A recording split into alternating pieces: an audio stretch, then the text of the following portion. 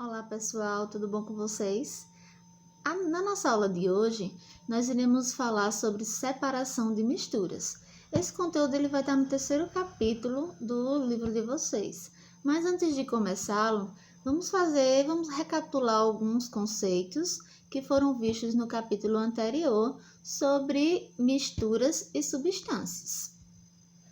Na nossa revisão, vamos ver aí a diferença entre substância e mistura para vocês relembrarem. Uma substância, ela vai ser composta por apenas um tipo de átomo, um tipo de molécula. Como a gente está vendo aqui, no caso do oxigênio, do gás oxigênio. Vejam que só tem O2. Já na mistura, vai estar ali duas ou mais substâncias, tá? Unidas, onde vai ter, nesse exemplo que está aí, tá o oxigênio, o gás carbônico, o nitrogênio e a água. Sabemos que as misturas, estudamos também que elas podem ser classificadas de duas formas, heterogêneas e homogêneas. Nas misturas heterogêneas, elas são formadas por duas ou mais fases, como por exemplo, aí tem o óleo e a água. Então dá para ver o óleo e dá para visualizar também a água, formando aí duas fases. No exemplo 2 tem o sangue, onde nele vai estar lá contidos os glóbulos vermelhos, glóbulos brancos, então por isso é considerado uma mistura heterogênea. No exemplo 3 tem a água e a areia. A água está mais acima por ser menos densa e a areia fica depositada no fundo do copo. Então tem aí 3 exemplos, né, de misturas heterogêneas. Já as misturas homogêneas, elas vão apresentar apenas uma fase, ou seja, não vai dar para identificar os componentes aí dessa mistura. Um exemplo aí é a água e o açúcar.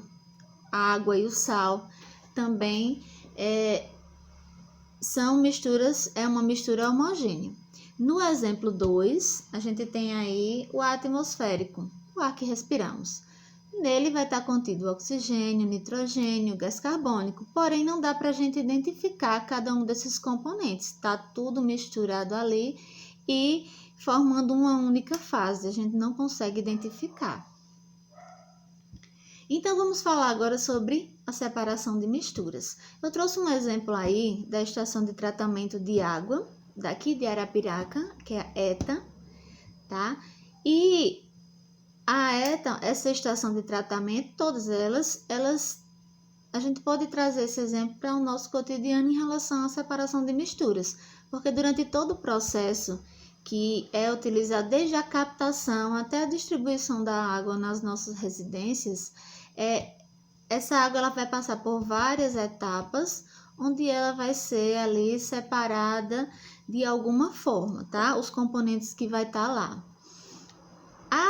Na página 299 tem o RA, a realidade aumentada, e vocês vão acessar ele para visualizar essas etapas. Tem um videozinho bem legal que vocês vão visualizar todas as etapas de separação de misturas no tratamento da água em uma ETA, tá? Quero que vocês visualizem, depois a gente vai estar discutindo em outro momento. Também podemos ter como exemplo do nosso cotidiano o tratamento de esgoto. O tratamento de esgoto também, assim como a ETA, vai fazer uma separação de mistura durante todo o processo. Visualizem aí que assim tem aí as etapas são bem parecidas com o tratamento da água, mas serve também como um exemplo. Então, quais são os métodos de separação de misturas? Tem os métodos de separação de misturas heterogêneas e também os de mistura homogênea. Na mistura heterogênea, nós temos como primeiro método aí a catação, que é a separação entre a mistura de sólido e sólido, onde vai ser separados através de uma pinça, através até das mãos. A gente pode utilizar o exemplo do feijão. Na hora que a gente está catando o feijão para colocar ele no fogo, a gente tem que estar tirando as pedrinhas. Isso é um exemplo de catação. O lixo, por exemplo, na coleta seletiva, também pode ser um exemplo muito bom de catação de misturas heterogêneas. Então, tem que ser separado todo o material, o material orgânico do material não orgânico, e isso é feito através da catação. A peneiração. Peneiração vai ser uma separação que vai estar uma mistura de sólido mais sólido, e é usada quando os sólidos eles possuem tamanhos diferentes. Então, por exemplo, a farinha, quando ela vai ser peneirada, então existem aqueles grãos maiores e os grãos menores que devem ser separados através da peneiração. Também é utilizado na construção, né, para peneirar a areia. A ventilação. Na ventilação, vai ser separado, vai ter uma mistura de sólido mais sólido, e o sólido menos denso, ele vai ser separado do sólido mais denso através de uma corrente de ar. Um exemplo é para tirar a casca do feijão, do amendoim. Então, a casca, como é menos densa, ela acaba voando com a corrente de ar. Separação magnética. A separação magnética, ela vai ser aí, vão ter dois sólidos, e esses sólidos, eles vão ser atraídos, um deles vai ser atraído por um ímã. No caso aí desse exemplo, é a limalha de ferro e a areia. Então, é utilizado um ímã, o qual vai estar atraindo a limalha de ferro por ter propriedades magnéticas. Dissolução fracionada. Na dissolução fracionada, apenas um dos sólidos da mistura se dissolve em um líquido. Também pode ser chamado de solubilização. Aí é o seguinte, nós temos aí areia mais sal, dois sólidos. Para separar a areia do sal é adicionada água, o sal vai se dissolver na água e vai ficar a areia no fundo do recipiente. Depois disso, pode ser utilizado outros métodos de separação para separar essa areia da água e posteriormente o sal da água, que seria para separar a areia da água com sal, poderia ser usada a filtração, e para separar a água do sal ou o sal da água, poderia ser utilizada a evaporação. Decantação. A decantação pode ser usada em uma mistura de sólido e líquido ou líquido de líquido. Nós temos aí, por exemplo, a água barrenta. A água barrenta ela vai ser colocada em repouso e depois de um certo tempo o barro vai se depositar no fundo e vai poder ser retirada e separada a água do barro. Também podemos utilizar a decantação na separação do óleo e da água, utilizando um funil, que é esse outro exemplo que está aí.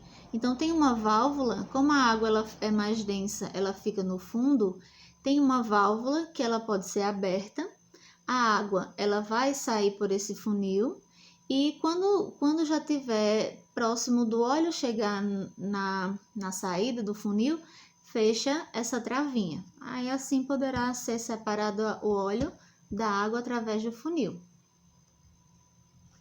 A filtração. Na filtração, ela é muito utilizada no nosso dia a dia. Quando a gente vai coar um café, filtrar a água para poder beber, né? No aspirador de pó. Então, são situações do nosso dia a dia que nós utilizamos muito a filtração. Coar um chá também pode ser utilizado um filtro e assim por diante. A centrifugação. Na centrifugação é usada para acelerar a decantação. Então, lembra que a decantação, a mistura ficou em repouso para poder ser separado. Nesse caso, é o contrário, ele vai acelerar. Então, vai haver uma aceleração, uma velocidade, onde vai agitar essas misturas e elas vão acabar se separando. Isso é muito utilizado nos bancos de sangue, para poder separar o plasma, que é a parte líquida do sangue, dos outros componentes, né? Como glóbulos vermelhos, glóbulos brancos, plaquetas. Também é utilizado na máquina de lavar. Então, quando a máquina de lavar vai girando, ela vai acelerando esse processo, que também pode ser chamado de centrifugação. A flotação. A flotação vai ser uma mistura de sólido com sólido, porém vai ter sólidos com densidades diferentes e vai ter que ser adicionado aí a água ou um outro solvente para poder fazer com que haja essa separação desses sólidos com densidades diferentes. Então, observem aí que a serragem ela fica lá em cima, ela fica flutuando, porque ela é menos densa que a água. E a areia, por ser mais densa do que a água e a serragem, fica na parte no fundo do recipiente. Evaporação. A evaporação já é uma separação de mistura homogênea. Então, nós temos aí, por exemplo, na aquisição na extração do sal de cozinha. Então, veja aí que nessa imagem que tem os reservatórios, onde vai ser armazenada a água do mar e através do calor do sol, essa água evapora e fica o sal. Destilação simples é outro exemplo agora de separação de misturas homogêneas.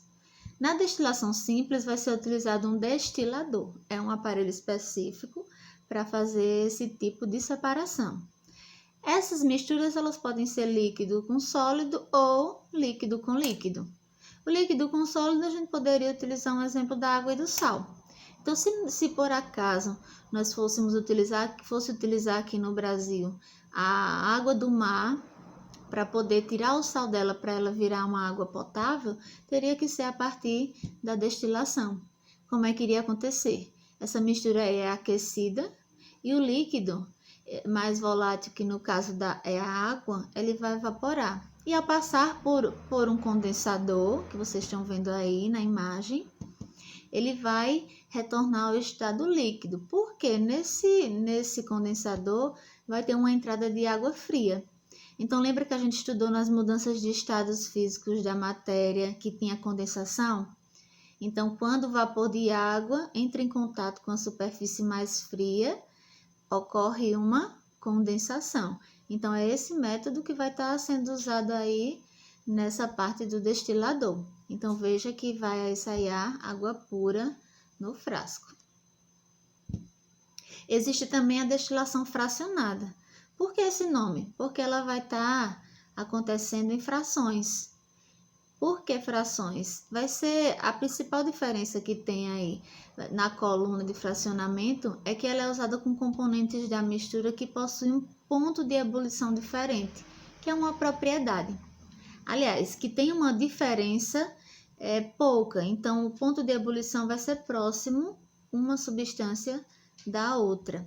Na produção, no caso aí, vai ser utilizada a matéria-prima do petróleo, por exemplo, e quando ele começa a ser aquecido, dependendo da temperatura, vai sendo produzida uma substância diferente. Então, vocês podem ver aí ao lado que tem a produção da gasolina, querosene, óleo diesel e óleo lubrificante. E as temperaturas estão próximas, por isso que é chamado de fracionado, porque é por fração, por etapas, tá? Olha só, tem uma atividadezinha para vocês fazerem, que nós vamos discutir ela na nossa videoconferência, que ela pede para você classificar cada uma das situações descritas a seguir quanto ao tipo de separação de mistura que pode ser utilizada em cada caso. Aí, ó, vocês vejam aí, tem várias fichinhas, cada uma dessa com uma numeração. Tem uma situação onde vocês vão ter que dizer qual tipo de separação pode ser utilizado para separar essas misturas. Então, vai do 1 ao 16, tá? E tem uma mensagenzinha para vocês aí nesse tempo agora que a gente tá passando, né? E que diz o seguinte: ninguém é bom o suficiente para não precisar se reinventar. Então, estamos nos reinventando, né? E nesse momento tá difícil, é um momento crítico, porém, nada é impossível. Então, se a gente tem a capacidade de se reinventar, a gente pode fazer sim a diferença. Então, bons estudos e a gente se encontra na nossa conferência, tá? Na nossa videoconferência. Tchau!